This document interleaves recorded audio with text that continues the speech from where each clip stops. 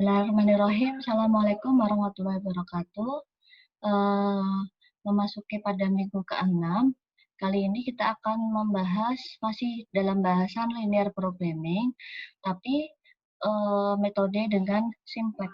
Kalau kemarin kita sudah membahas linear programming dengan grafik sampai pada tahap analisis sensitivitasnya. Nah, bagaimana jika kasusnya akan kita selesaikan dengan simplex?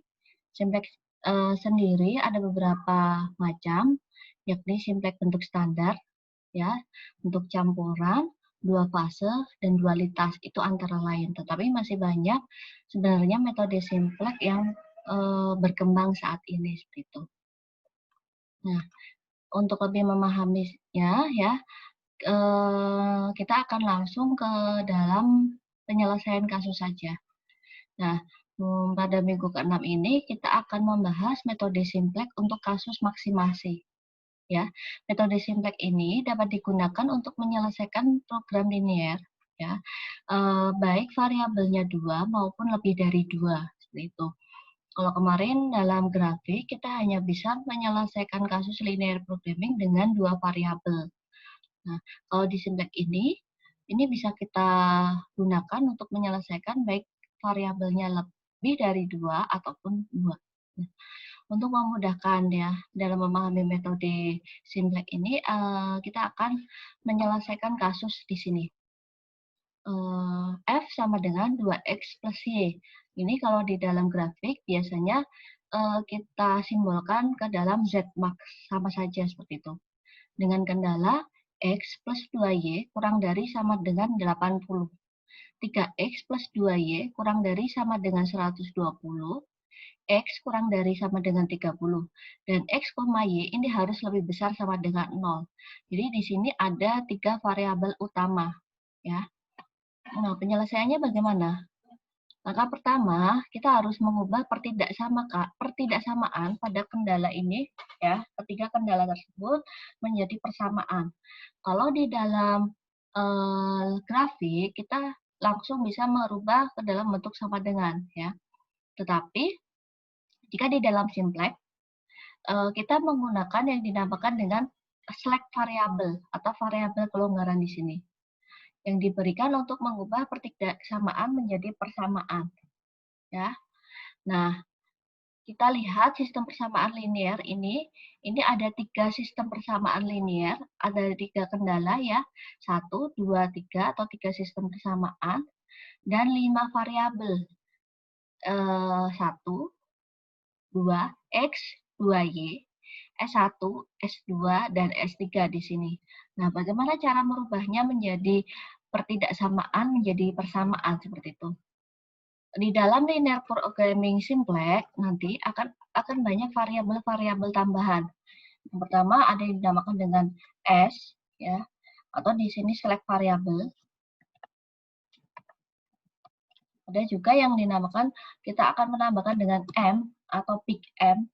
Ini kita asumsikan sebagai angka yang besar seperti itu. Biasanya apa ya? Nanti ada beberapa syarat kapan kita menggunakan select atau S, kapan kita menggunakan M, kapan kita menggunakan positif S, ya, positif S, dan kapan kita menggunakan negatif S seperti itu. Nah, kalau kasusnya maksimasi, kita cukup menambahkan S ya. Jadi di sini X plus 2Y kurang dari sama dengan, agar menjadi sama dengan, ya, kita tambahkan select variabel yang pertama atau variabel kelonggaran pada kendala yang pertama plus S1 sama dengan 80. Berarti untuk kendala kedua 3X plus 2Y sama ditambah ya S2 sama dengan 120. Jadi harus urut. Kalau S1-nya kita sudah gunakan pada kendala pertama, berarti pada kendala kedua kita menggunakan select variabel kedua.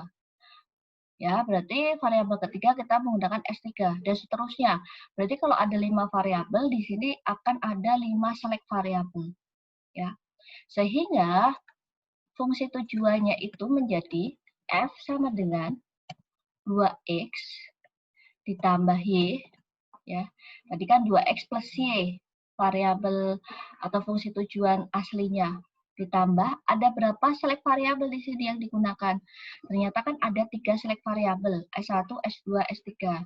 Tetapi kan select variabel ini sebenarnya tidak memberikan keuntungan, ya, atau 0 keuntungannya. Berarti di sini nilai konstantanya, kalau pada bentuk umum kan C1, X1, C2, X2. Nah, nilai konstantanya itu menjadi 0, S1, ditambah 0, S2, ditambah 0, S3. Seperti ini. Nah, jadi menjadi seperti ini nih. Ini kita sudah rubah ke dalam bentuk persamaan. Seperti itu. Ya. Setelah itu, setelah kita sudah rubah ke dalam bentuk persamaan, selanjutnya adalah kita lihat, kalau kita pilih X dan Y-nya ya sebagai variabel bebas dan diberi nilai 0 di sini, X, Y-nya kita beri nilai 0, misalkan di sini X-nya 0, berarti S1 ini kita akan dapatkan 80, kalau X, Y-nya kita anggap 0. S2 kita dapatkan 120, dan S3 ini kita dapatkan 30. Kalau kita anggap X dan Y-nya 0. Tetapi kan akan memberikan nilai keuntungan maksimal atau F-nya tadi, F maksimasinya itu 0. Ya. Karena di sini kan kalau kita masukkan di sini juga bahwa S1, S2, S3 tadi kan 0. Jadi 0 plus 0, 0. Nah, berarti tidak mungkin, kita tidak bisa menyelesaikan dengan permisalan. Nah, selanjutnya, ya, variabel ini atau model matematika ini, ya, konstanta ini yang kita sudah rubah ke dalam bentuk persamaan, kan kali ini pertidaksamaan ya, kita buat ke dalam matriks. Matriksnya menjadi bagaimana? Kita lihat, ini adalah 1, 2, 3. Kita lihat matriksnya, itu menjadi seperti ini. A sama dengan, misalkan di sini, X itu berarti kan nilainya 1. 2Y berarti nilainya 2. S1 nilainya adalah 1.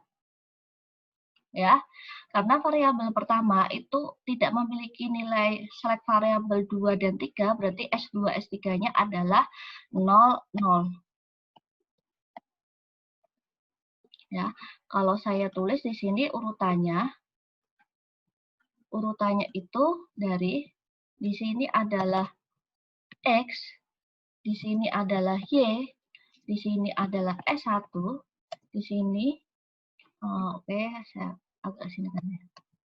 Di sini adalah S2, dan di sini adalah S3. Seperti ini. Ya, ini adalah S1, XY. Berarti yang kedua, ya, pada variabel kedua, matriksnya menjadi 3, 2, 0, 1, 0, karena yang terisi adalah S2-nya. Pada variabel 3 itu menjadi 1, ya, 0, 0, 0, 1. Ya, harus dilihat di sini yang terisi select variabel keberapa, sehingga matriksnya akan menjadi seperti ini. Nah, pada matriks itu ya sudah ada kolom-kolom matriksnya di sini, sehingga matriks A ini disebut juga berbentuk kanonik. Nah, setelah itu bagaimana? Setelah kita mendapatkan matriksnya bagaimana? Kita masukkan ke dalam tabel simplex. Ini yang dinamakan dengan tabel simplex. Ya.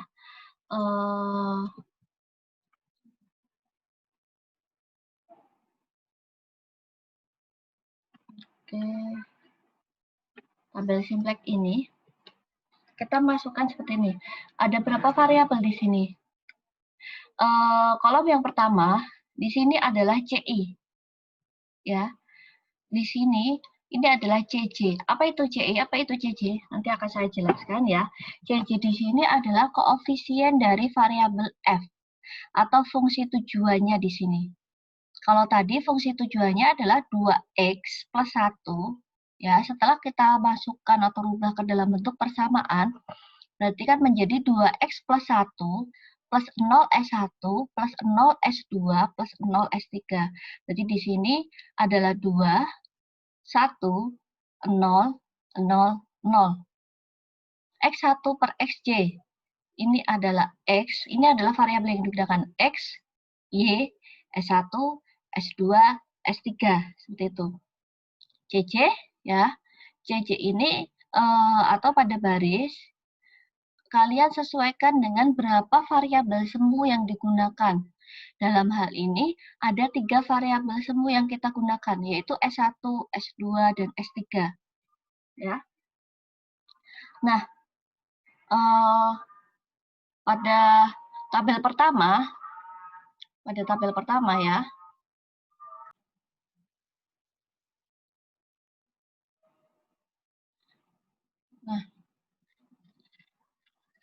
nah kita lanjutkan ya. Karena ada 3 select variabel yang digunakan, S1, S2, dan S3, sehingga barisnya ini menjadi 3. Ya. Nah, nilainya berapa? Nilai CI ini kita kopikan dari nilai CJ. Ya. Nilai CJ pada S1, S2, S3 itu kan 0. Berarti kita pindahkan di sini 0, 0, 0. Sedangkan nilai di sini, ya, kalau saya coret, nilai di sini nih, nilai pada kolom ini, nah itu ini berdasarkan atau kita ambil dari matriks ikonik tadi di sini. Ini kita copy pastekan ke dalam kolom dari X sampai S3. 1, 2, 1, 0, 0, 3, 2, 0, 1, 0, 1, 0, 0, 0, 1. Sedangkan BI adalah nilai kapasitasnya, 80, 120, dan 30. BI ini adalah, ya, BI ini adalah nilai kapasitas. 80, 120, dan 30. Nah, setelah itu, langkah yang pertama, kalian harus, setelah kalian sudah masukkan semua angkanya ya ke dalam tabel, langkah yang pertama, itu kalian harus menghitung nilai ZC. ZC di sini. ZC didapatkan dari mana? ZC itu kita dapatkan dari nilai sigma atau jumlah nilai CI dikalikan dengan nilai pada kolom yang dihitung. Contohnya, ya, saya contohkan satu di sini contoh ZC pada X. Bagaimana? X, berarti kan CI-nya itu adalah 0 dikalikan dengan 1, ya di sini, nilai pada X, ditambah 0, kita kalikan dengan 3, di sini, ditambah 0, kita kalikan dengan 1. Berapa jumlahnya? Jumlahnya adalah 0. Berarti ZC di sini adalah 0. Sehingga nilai langkah yang kedua ya, adalah menghitung nilai ZC min CC. Oke. ZC min CC. ZC-nya kita masukkan lagi pada X ya. Kita masih lanjut pada X. ZC-nya berapa? ZC-nya adalah 0. Dikurangi dengan nilai CC pada X. CC-nya adalah 2. Sehingga nilai ZC min CC pada X itu adalah min 2. Nah, Untuk Y, S1, S2, S3 sama saja. Misalnya saya contohkan di S1 saja, saya acak. 0 dikali 1, 0 ditambah 0 dikali 0, 0 ditambah 0 dikali 0, 0. Hasilnya adalah 0. Berarti ZJ min CJ-nya adalah 0 dikurangi 0. Hasilnya adalah 0, seperti itu. Nah, langkah yang ketiga, kita menghitung nilai RI. Atau begini dulu, memilih negatif nilai ZJ min CJ yang negatif terbesar. Ini jika pada maksimasi. Jadi, nanti di sini perbedaan antara maksimasi adalah pada langkah ketiga. Jika kasusnya maksimasi, kita pilih dulu ZJ min CJ dengan negatif yang terbesar. Itu yang akan kita selesaikan terlebih dahulu. Tetapi jika kasusnya minimasi, kita pilih nilai ZJ min CJ dengan positif yang terbesar. Ya, ingat itu kebalikannya. Nah, setelah kita pilih, berarti kan yang dipilih di sini adalah kolom X. Karena kenapa? Karena nilai ZJ min CJ-nya min 2, dia paling besar. Setelah kita tentukan kolom kunci, ini yang dinamakan dengan kolom kunci. Ya, setelah kita pilih kolom kunci, kita tentukan atau kita hitung nilai RI. Ya, nilai RI kita dapatkan dari mana?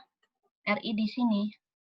Nilai RI ini kita dapatkan dari RI ini didapatkan dari BI, kita bagi nilai pada kolom kunci. Nah, contoh ya. Contohnya pada baris pertama. Pada baris pertama, yaitu pada nilai S1. Nah, kita dapatkan BI-nya adalah 80, kita bagi dengan 1. Berarti nilai RI-nya adalah 80. Di sini.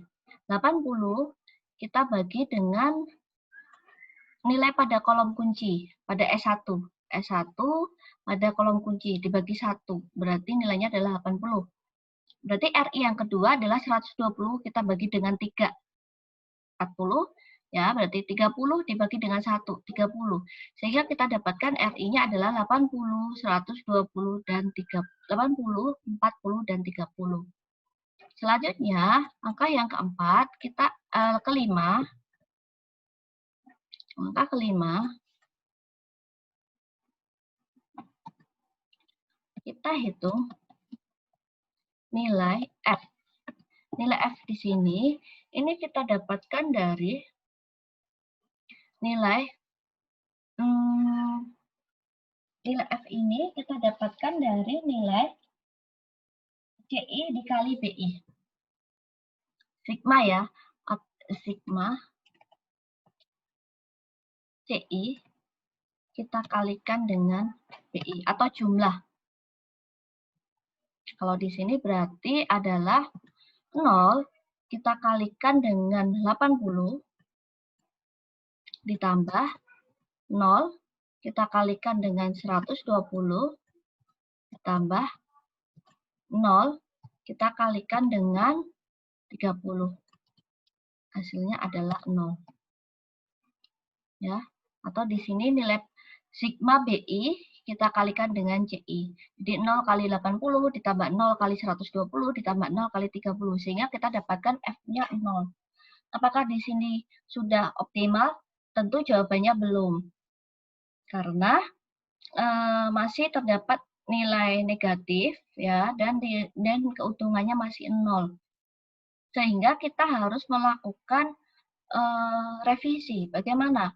Kita harus membuat nilai ZJ min CJ yang negatif ini menjadi positif. Mana yang akan kita pilih dulu? Nah, kembali lagi pada langkah ketiga tadi.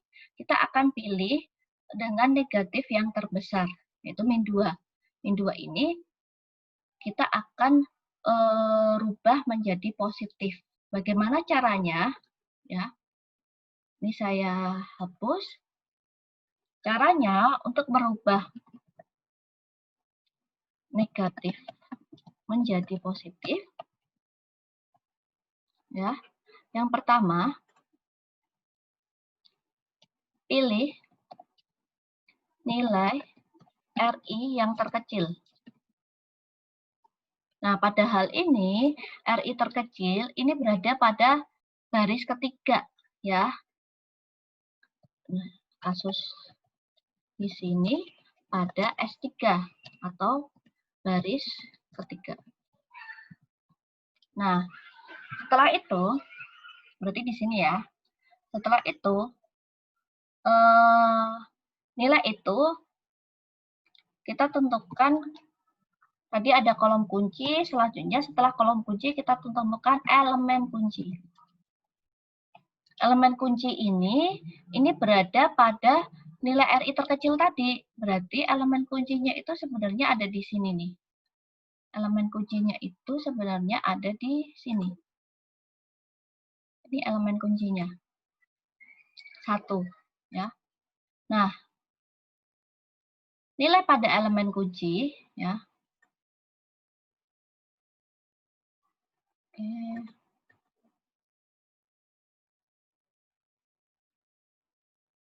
Oke. Saya hapus lagi. Nilai pada elemen kunci ini harus 1. Kalau belum 1, berarti kita harus merubahnya menjadi 1. Tapi kebetulan di sini nilai elemen kuncinya sudah 1, sehingga kita tidak perlu merubahnya. Oke, berarti ini tetap kita biarkan saja, karena di sini sudah 1. Selanjutnya, nilai pada kolom kunci. Jadi jangan kebalik antara elemen kunci dan kolom kunci. Selain elemen kunci, ya, ini harus 0. Berarti di sini kalau tadi kolom kuncinya ada di X, elemen kuncinya harus 1, lainnya harus 0. Berarti 1 dan 3 ini kita harus rubah menjadi 0. Nah, bagaimana caranya? Kita coba mulai dari S1. S1 pada X. Oke. Berarti menjadi, ya, elemen kunci kita kali dengan berapapun nilainya agar nilai pada 1 di sini menjadi 0. Nah, kalau saya pengen merubah 1 ini menjadi 0, saya mau buat elemen kuncinya ini saya kalikan dengan min 1. Ya, elemen kunci kalikan dengan min 1 ditambahkan dengan nilai kolom kunci. Bahasanya terbalik-balik, jadi jangan sampai kalian bingung. Kalian harus membiasakan. Jadi di sini ya, elemen kuncinya berapa? 1 kali dengan min 1 ditambah dengan 1. Hasilnya adalah 0. Nah, kalau pada kolom kunci ini kita kalikan min 1, semuanya yang pada baris sama ini harus terimbas sama. Harus terimbas sama. Berarti S1 pada Y, ini menjadi sama ya. Kita masih menggunakan elemen kunci kali min 1 ditambah nilai. Nah, elemen kuncinya berapa di sini? Atau baris pada elemen kunci? 0. Kita kalikan dengan min 1. Kita tambahkan dengan 2. 0 kali min 1. Min 1 tadi adalah angka pengali atau angka yang membantu kalian merubah. Ditambah dengan 2. Berarti hasilnya adalah 2. S1 pada Y, pada S1 maaf, berarti adalah di sini kedua. Oh, maaf. Oke. Berarti di sini adalah 0 kali dengan min 1 ditambah dengan 1. Hasilnya adalah 1. S1 pada S2 berarti di sini 0 kali dengan min 1 ditambah dengan 0. Hasilnya adalah 0. S1 pada S3 berarti 1 kali dengan min 1 ditambahkan dengan 0. Hasilnya adalah min 1. Nah, ini baru pada baris pertama atau baru pada kolom kunci yang pertama. Masih ada kolom kunci yang kedua. 3 ini juga harus kalian rubah menjadi 0. Dan akan berimbas juga pada baris selanjutnya. Silakan kalian hitung, coba hitung. Nilai 3 pada baris S2 rubah menjadi 0. Caranya bagaimana? Kalau saya elemen kunci, saya kalikan dengan min 3. Jadi di sini tadi kita dapatkan 1 kali min 3 ditambah 3. Hasilnya adalah 3. 1 kali min 3, min 3 ditambah 3 hasilnya adalah 0. 0 kali min 3, 0 ditambah 2, 2. 0 kali min 3, dan seterusnya. Oh ya, di sini terlewat. Ingat ya, BI-nya juga sama. BI-nya juga berimbas. BI S1 pada BI. Berarti 30, di sini 30, kita kalikan dengan min 1 ditambah dengan 80. Jadi hasilnya adalah 50. Ya. Nah, ini silakan kalian hitung pada S2-nya. Sehingga tabelnya itu akan menjadi seperti ini. Ya. 0, 0, ini sudah menjadi 0 semua. Ya, tadi 50. Sehingga nilai F-nya berapa? F tadi kan kita dapatkan dari sigma CI dikali BI. 0 dikali 50, 0, ditambah 0 dikali 30, 0, ditambah 2 kali 30, 60. Oh ya, kenapa di sini S3, ya, awalnya S3, di sini menjadi X. Kenapa? Karena kita sudah tentukan elemen kuncinya ada di sini. Ya. Kolom kuncinya ada di X, elemen kuncinya ada di S3. Sehingga pada tabel berikutnya yang kita sudah revisi, ini sudah tidak S3 lagi, tapi ini menjadi X. Nah, nilai X-nya berapa? Nilai X-nya itu kan CI-nya 2, berarti di sini menjadi 2. 2X. Jadi seperti ini. Nah, pertanyaannya apakah ini sudah optimal? Tentu saja belum, karena masih ada satu kolom ya di sini yang masih bernilai negatif. Ya kan? Nah, ini kita harus rubah sehingga menjadi positif. Bagaimana caranya? Tadi yang pertama, kalian cari nilai RI terkecilnya. Nah, RI dari mana? Dari BI dibagi dengan kolom kunci. Otomatis kan kolom kuncinya ada di Y, karena negatifnya hanya tinggal 1. Jadi 50 bagi 2 adalah 25, 30 bagi 2, 15. Ya, 30 bagi 0 itu tidak terhingga, atau nilai yang sangat besar. Sehingga R1-nya atau elemen kuncinya mana? Kalau kita dapatkan kolom kuncinya ada di sini, ya, kolom kuncinya ada di Y, elemen kuncinya ada di mana? Otomatis elemen kuncinya ada di sini. Di sini elemen kuncinya. Ya.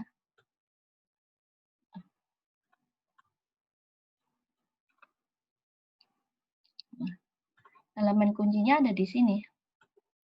Karena R1 RI yang terkecil adalah 2. Ya, 15 kan di sini. Kita tarik garis ke kiri sini. Berarti 2 ini ya, 2 ini harus kita rubah menjadi berapa? Harus kita rubah menjadi 1. Harus kita rubah menjadi 1. Menjadi 1 di sini. Ini kita rubah menjadi 1. Karena ini elemen kunci. Ini adalah elemen kunci. Dan yang lain itu harus kita rubah menjadi 0. Jadi karena ini sudah 0 ya, berarti PR kita hanya merubah ini menjadi 1 dan merubah pada baris pertama ini menjadi 0. Nah, bagaimana caranya? Saya ingin merubah 2 ini menjadi 1. Kalau saya biar enak, 2 ini akan saya bagi 2 semua. Ya. Berarti di sini 0 bagi 2, 0. 2 bagi 2 itu 1. 0 bagi 2, 0. 1 bagi 2 setengah. Dan min 3 bagi 2 adalah min 3 per 2. Di sini 30 bagi 2, 15. Ingat, ini sudah bukan X2 lagi, tetapi ini menjadi Y. Y nilainya berapa? Y nilainya 1. Nah, sehingga ya tabelnya menjadi seperti ini. Y 1. Ini tadi kita bagi 2 semua. 0, ingat ya, ini kita bagi 2, 0, 1, 0 setengah, min 3 per 2, 15. Nah, baris ketiga, kita tidak perlu lakukan apapun, karena pada kolom kuncinya ini sudah 0. Jadi kita tinggal copy 2x1 0 0 0 1 30. Nah, PR-nya hanya di sini nih. Kita rubah pada baris pertama ini menjadi 0 ya. Ingat kalau tadi di sini 1 ya, caranya bagaimana? Kita harus hitung berarti S1 pada X. Itu menjadi tadi di sini 0 ya, tetap 0 0. Biar oke, kita pada Y dulu aja. Pada yang kolom kunci dulu aja lah biar gampang. Tadi kan kolom kunci elemen kuncinya 1. Ini kan sudah berubah menjadi 1. Bagaimana biar 2 ini menjadi 0? Berarti 1 kali min 2 ditambah dengan 2 sama dengan 0. 1, ini tadi sudah berubah 1 kali min 2, angka pembantu ditambah 2 menjadi 0. Berarti S1 pada X itu menjadi, tadi kita itu sudah rubah menjadi 0 ya. 0 bagi 2 kan 0, kita kalikan min 2, kita tambahkan dengan 0. Hasilnya tetap 0. Kita lihat S1 pada S1. Ya, ini tadi tetap 0, 0 kali min 2. 0 kali min 2 ditambah 1. Hasilnya adalah 1. S1 pada S2. Hasilnya berapa? S1 pada ini tadi kita bagi 2 berarti setengah. Ya, setengah dikali dengan setengah kita kalikan dengan min 2, kita kali min 2, ditambah dengan, ditambahkan dengan berapa? 0. Hasilnya adalah min 1. Sedangkan S1 pada S3 itu menjadi, ini kita bagi 2 berarti min 3 per 2. Min 3 pernya mana? Min 3 per 2, kita kali dengan min 2, kita tambahkan dengan berapa di sini? Min 1. Hasilnya adalah 2. Terakhir S1 pada PI. Berarti ini kita bagi 2, 15 ya, kali min 2 ditambah dengan 50. Hasilnya adalah 20. Ya. Sehingga tabelnya akan berubah. Nilai F-nya berapa? Nah, sehingga tabelnya akan berubah di sini. Saya hapus dulu, oke. Akan berubah menjadi seperti ini. Ya. Nah, selanjutnya kita hitung nilai F. F tadi dari sigma atau jumlah CI dikali BI. 0 kali 20, 0, ditambah 1 kali 15. 15 ditambah 2 kali 30. 60 ditambah 15, 75. Oh ya, tadi ada yang terlewat. Ya, kita belum mencari nilai ZC di sini tadi. ZC-nya sudah positif belum? Kita lihat. ZC itu kan dari sigma CI dikali kolom. Ya, 0 kali 0. Saya ingatkan lagi, ZC itu dari jumlah CI kali dengan kolom. Berarti di sini kalau pada X itu kan 0 kali 0, 0 ditambah 0 kali 0, 0 ditambah 2 kali 1, 2. 0 kali 2, 0 kali 0. Ya, tinggal dikalikan saja. Sedangkan ZC min CC-nya adalah 0 kurangi 2 kurangi 0. ZC ya, dari ZC. 2 kurangi 2, 0. 0 kurangi 1, min 1. 0 kali 0, 0. 0 kali 0, 0. 2 kurangi 0, 2. Nah, tadi benar kalau kita pilih kolom yang kedua pada iterasi kedua tadi. Ya. Nah, di sini kita tadi sudah rubah, ZC-nya berapa? 0 kali 0, 0, 0 kali 0, 0, 2 kali 1, 2. Dan selanjutnya, sehingga kita dapatkan ZC min CC, 2 kali 2, 2 min 2, 0. 0 kali min 1, min 1. Ya, 0 kali 0, 0. Seterusnya. Ya, ini tadi. Nah, ini yang iterasi ketiga tadi. Setelah kolom B tadi kita rubah. Ini kan karena masih ada yang negatif ya. Sehingga tadi kita rubah, ini Y ini menjadi kolom kunci tadi. 2 ini menjadi elemen kunci. Sehingga kita dapatkan seperti ini. Kita lihat lagi ZC-nya. 0 kali 0, 0. 1 kali 0, 0. 2 kali 1, 2. 1, 0, setengah, setengah. Kita kurangi.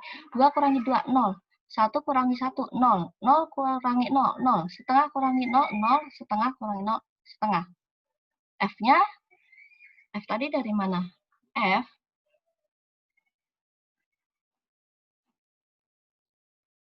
CC dikurangi dari CC min CC ya, sudah jelas ya.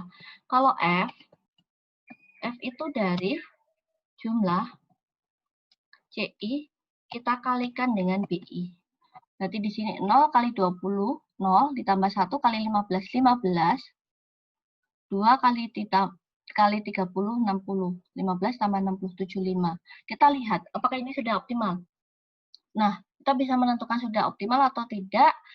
Kita lihat pada variabel utamanya, X-nya. Masih ada yang bernilai negatif? Tidak. CJ-nya. Ternyata tidak. Pokoknya syaratnya adalah 0 ke atas atau minimal 0. Kalau masih ada yang negatif, itu tidak boleh. Nah, ini kan sudah 0. F-nya berapa? 75. Berarti di sini sudah negatif. Kalian lihat, kesimpulannya adalah Y, ini kita harus produksi 15. Dilihatnya Y pada BI ya, Y kita produksi 15. Dan X kita produksi 30 dengan keuntungan maksimal adalah 75. Sekali lagi, Y 15, X ini 30, ya, dengan keuntungan maksimum adalah 75. Ini pada kasus maksimasi. Nah, minggu depan kita akan melanjutkan pada kasus minimasi. Bagaimana kalau kasusnya minimasi? Nah, kalau kasusnya minimasi, ada beberapa syarat di sini yang harus kalian pahami ya. Tidak hanya menambahkan dengan select variabel saja, kita akan menambahkan dengan F, min S plus F. Dan ada juga yang dinamakan dengan M. Karena pada kasus minimasi ini juga dikenal dengan metode Big M. M ini kita asumsikan dengan nilai yang sangat besar seperti itu. Nah, ini juga harus kalian lihat syarat ini. Ya, oke, kita akan lanjutkan pada forum diskusi. Insya Allah minggu depan saya akan menyelesaikan atau membahas kasus minimasi. Kurang lebihnya mohon maaf. Wassalamualaikum warahmatullahi wabarakatuh.